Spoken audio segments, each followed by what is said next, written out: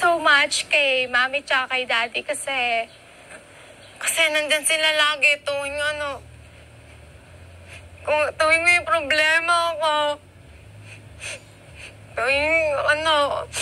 tuwing namumblema ako, tuwing malungkot ako, lagi tinatanong, anong problema?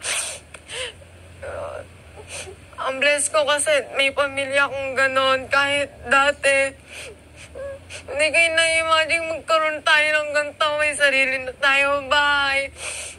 May sarili na tayo business. Lagi ako nagdadasal kay Lord na sana matupad yung mga pangarap natin.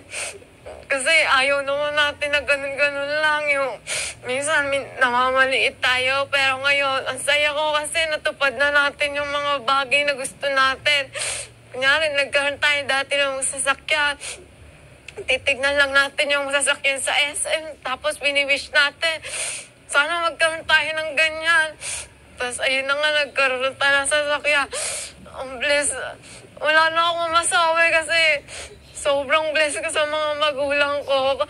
Hindi lang nila nakikita kasi hindi ako masyadong showy katulad ng isang kong kapatid.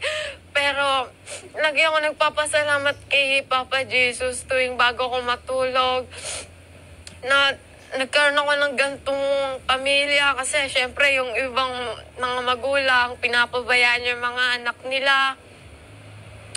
Kaya alam ko sa sarili ko, kaya ganun sila sa akin kasi gusto nila may maganda akong marating. So, ayun. Thank you so much, Mommy and Daddy. I love you.